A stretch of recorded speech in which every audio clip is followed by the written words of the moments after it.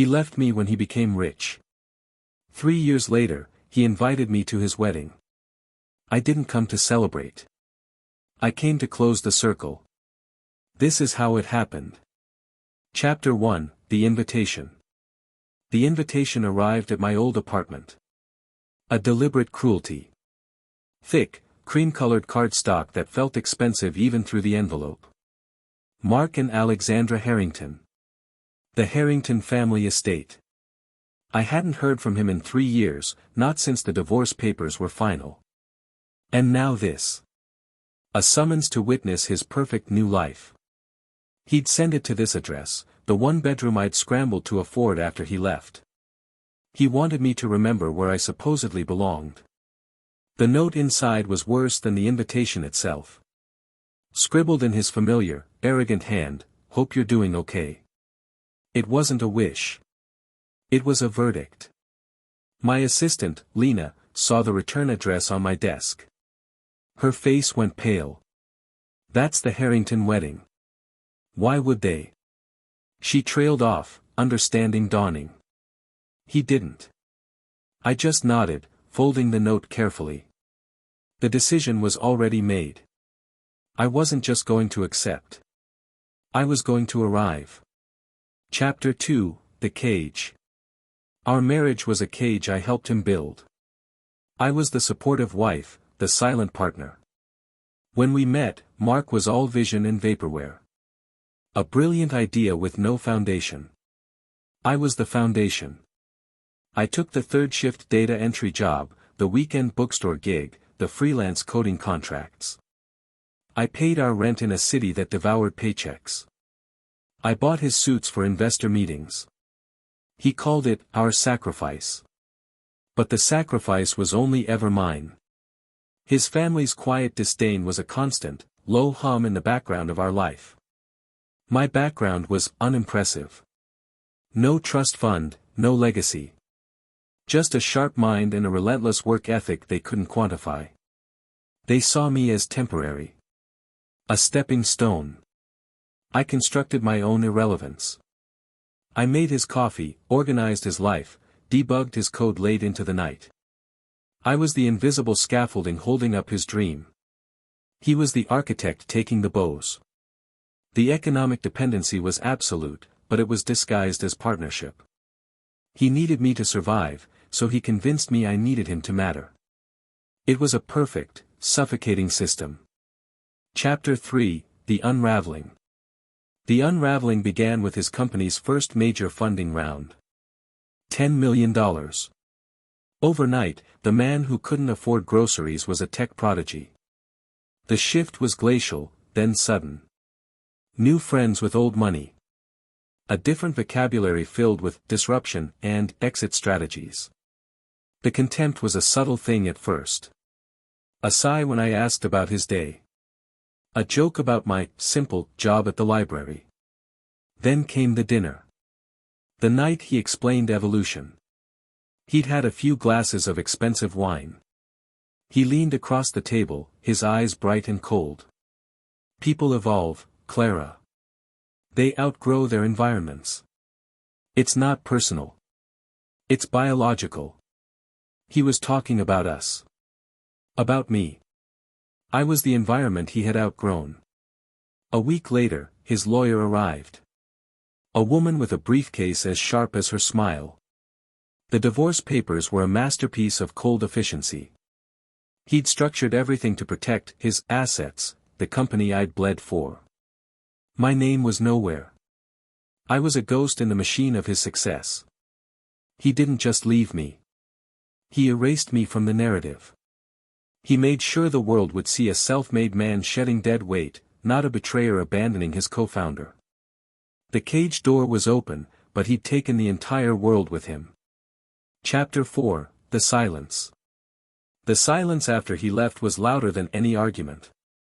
I spent 30 days in a motel on the edge of the city. One suitcase of clothes that no longer fit the person I was supposed to be. The poor label he'd given me became a physical weight. It was in the thin motel blankets, the hum of the highway outside, the careful counting of coins for a vending machine dinner. I was a ghost haunting the periphery of the life I'd built. But in that silence, I started to listen. I went over every document, every late-night conversation. And I found it. A single paragraph in the early partnership agreement that his lawyers, in their rush to protect the shiny new assets, had overlooked. The intellectual property clause. The foundational code for his entire platform, the algorithms that made it unique, the architecture that scaled, was initially developed under a joint project name. My name was on the original copyright filings. He owned the company, but I owned the soul of the machine. He had evicted me from the house, but I still held the deed to the land it was built on. The discovery didn't bring fury. It brought a terrifying, crystalline calm. I could have fought him then. I could have tied his company up in lawsuits for years. But that would have been his game, played on his terms. A public, messy battle where I would always be the vindictive ex. Instead, I made a deliberate choice. I would not fight. Not yet. I would build. I signed the divorce papers without contest. I gave him the clean break he wanted. I let him believe he had one. And in the absolute secrecy of that motel room, with the highway as my witness, I began the real work. The work of becoming someone he would never see coming. Chapter 5, The Foundation. The foundation of my empire was built with monastic focus. I reached out to the people Mark had alienated on his way up. The brilliant engineer he'd fired for questioning his ethics. The designer he'd refused to credit. The quiet, relentless workers who did the actual labor while he took the stage. They remembered me. They remembered the woman who debugged the code and made the coffee, the one who understood the work. We gathered in borrowed office spaces and coffee shops, a silent army assembling in the shadows. The first thing we did was file a patent. Not under my name. Under a holding company with a deliberately bland, forgettable name. It was for an improvement on the very technology Mark's platform relied on. A more efficient, more elegant solution. I watched from a distance as his legal team did a patent search, found ours, and dismissed it as irrelevant. They didn't see the trap being laid. My days became a rhythm of quiet competence. While Mark's life was a spectacle of press releases and yacht parties, mine was a study in precision. I hired the best talent, not the most expensive. We built a product that wasn't just better, it was inevitable. The satisfaction wasn't in the money, though the first venture capital wire transfer was a quiet shock. The satisfaction was in the work itself. In building something that couldn't be taken away because it was built on a foundation of actual merit, not on the back of someone you planned to discard. I watched his empire grow, a gaudy tower reaching for the sky. And I continued to dig, silently, methodically, under its feet. I didn't just want to topple it. I wanted to own the ground it stood on. The final move was the most poetic. I used my growing capital to quietly acquire the distressed debt of his new father-in-law's flagship corporation. I didn't just have a rival company. I held the financial leash of the very dynasty he had married into. The cage was now of my making, and he was walking right into it, smiling. Chapter 6, The Ascent.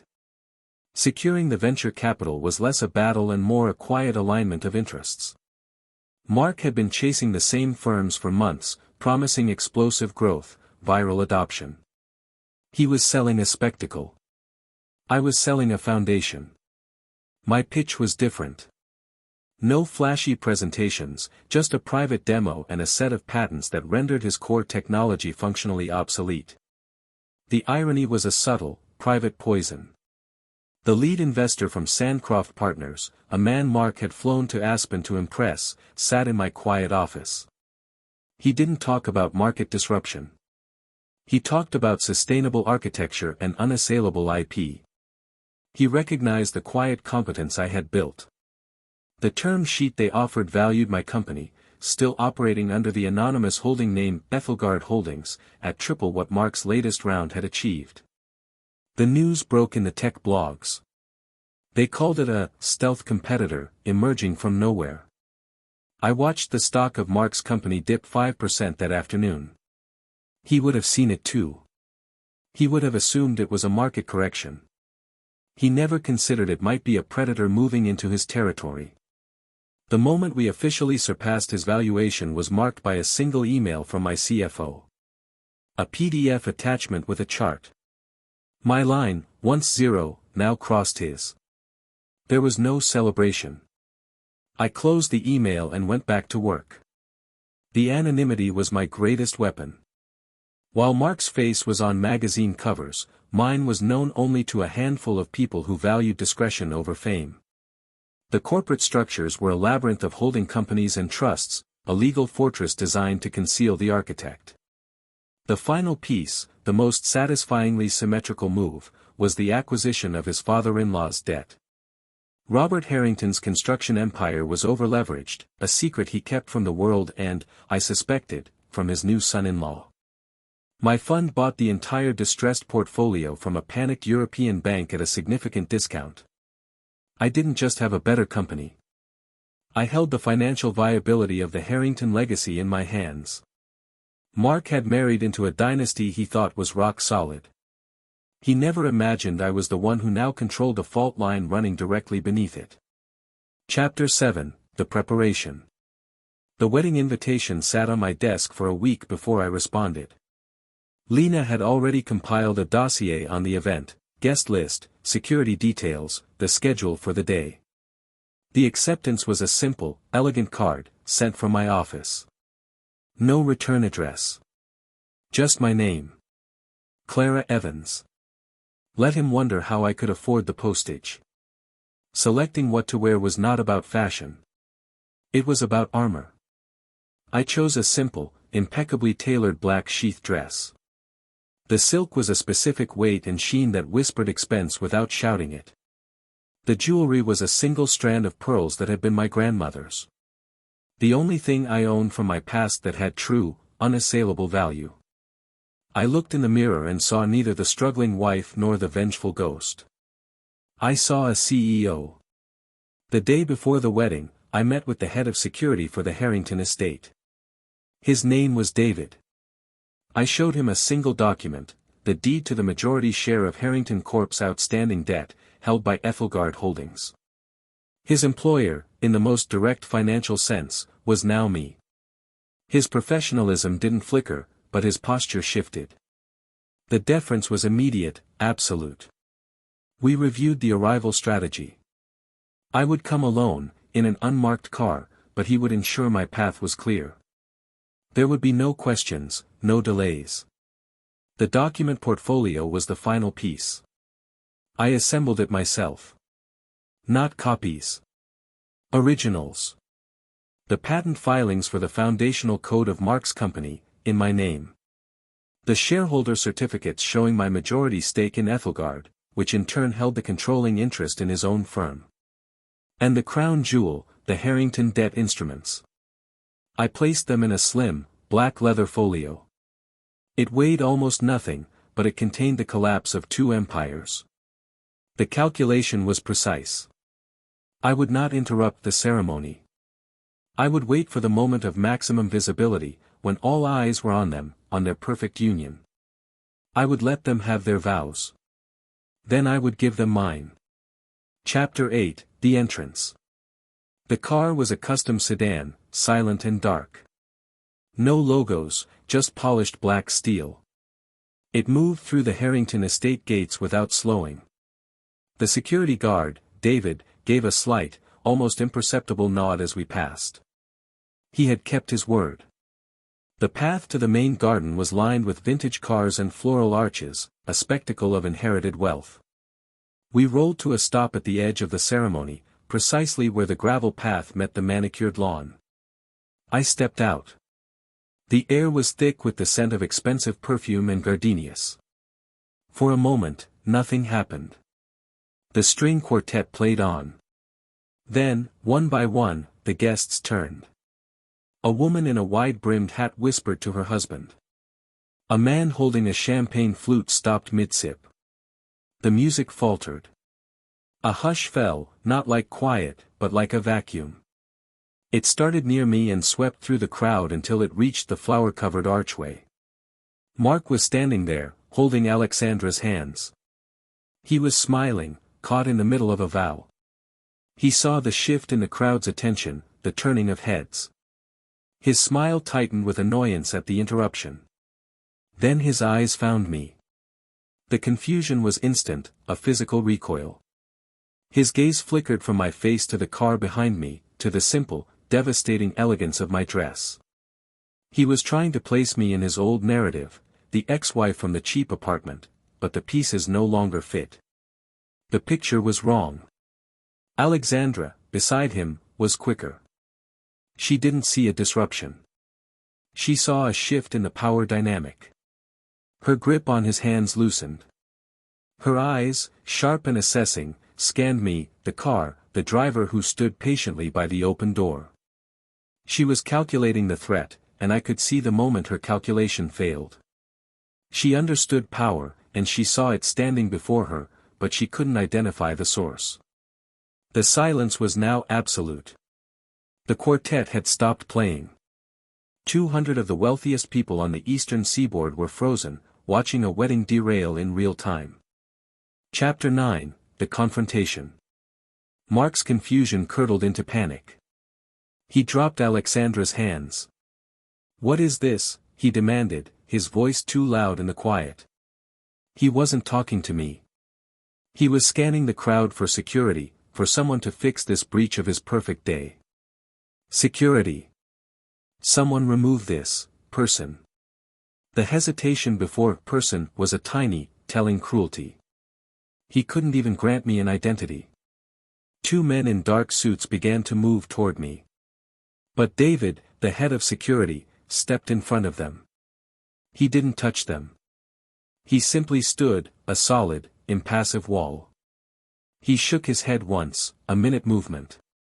The guards stopped, confused. They looked from David to Mark, then back to David, whose loyalty had clearly, and silently, been reassigned. Mark's face flushed a deep, mottled red. "I gave you an order," he shouted, his voice cracking. That's when I moved. I walked forward, the slim black folio in my hand. The crowd parted like a sea. I didn't look at Mark. I walked directly to Robert Harrington, Alexandra's father, who was standing to the side of the arch, his expression a mixture of bewilderment and growing alarm.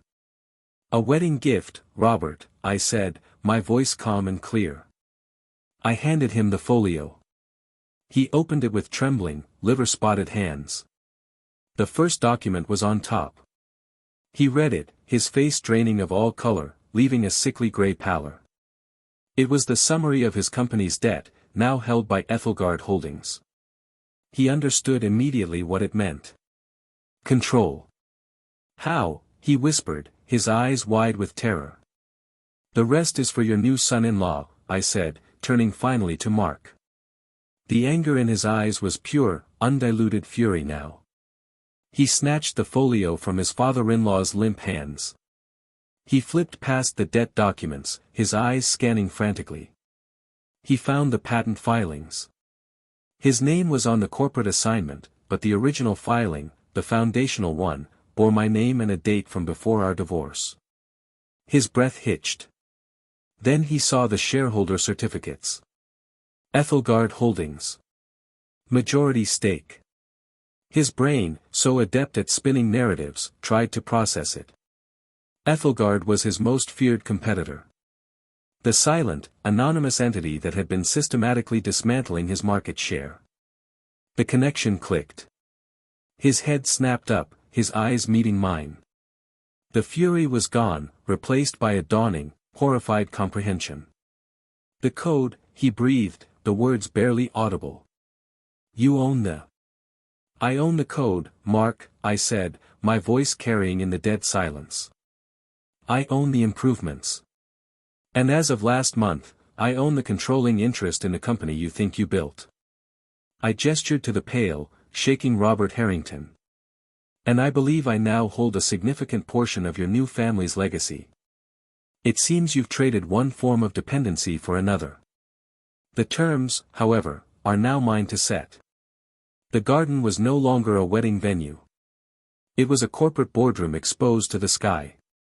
His business partners, scattered through the crowd, were on their phones, their faces grim. They were realizing their investment was tied to a man who had built his empire on stolen land. Alexandra was staring at Mark, but she wasn't looking at her husband. She was looking at a liability. A catastrophic error in judgment. The wedding had dissolved.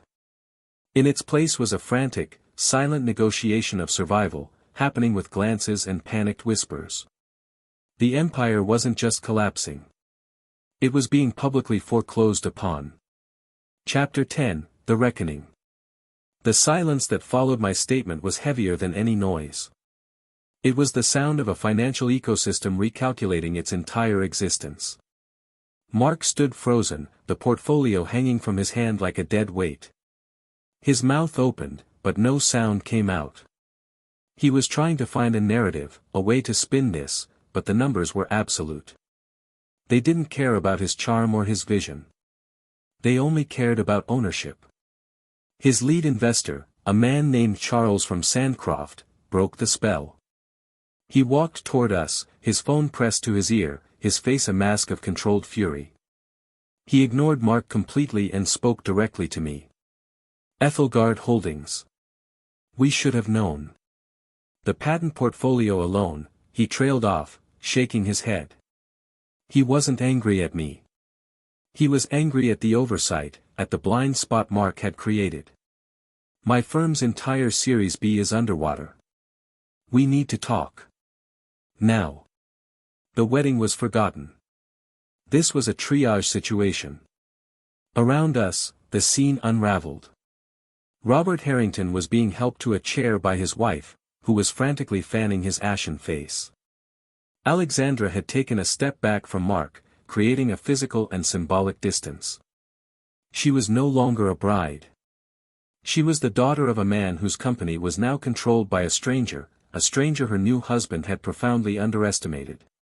She looked at Mark with an expression of pure, cold appraisal.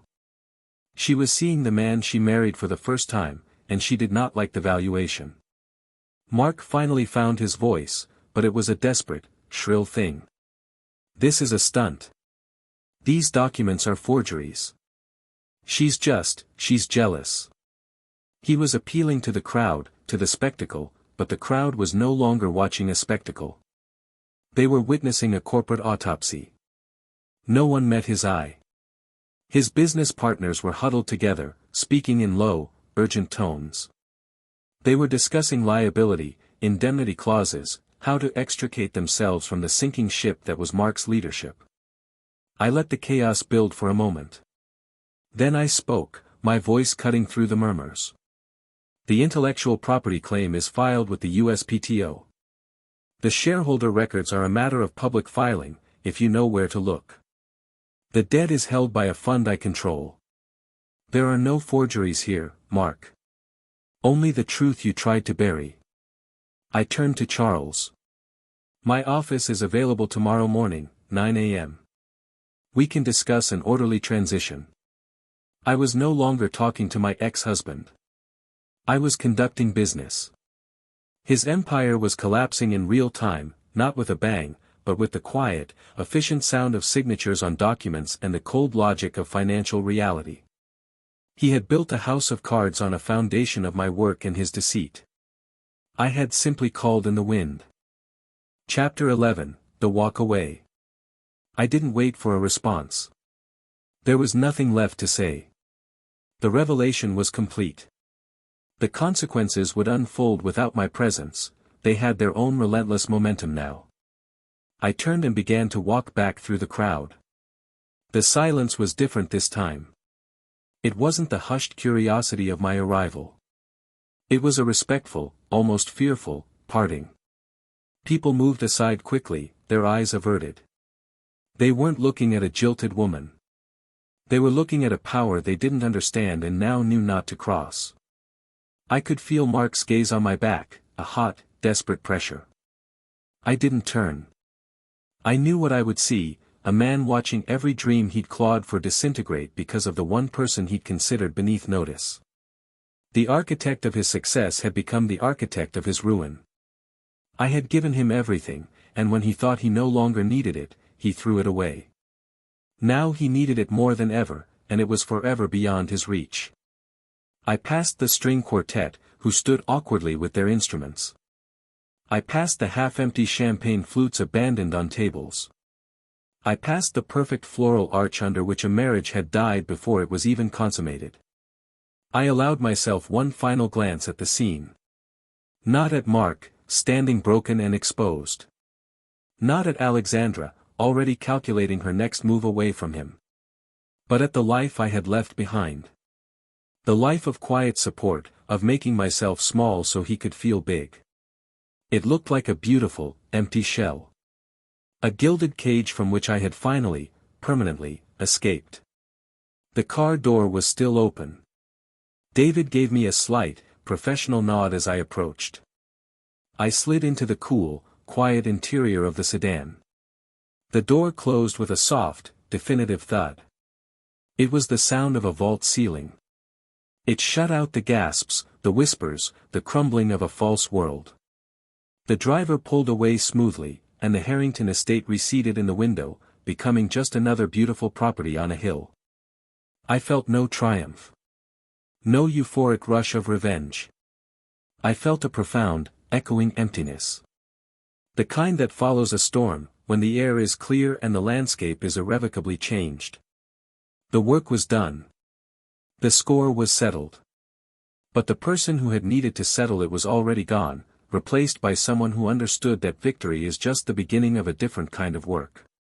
Chapter 12, The Freedom.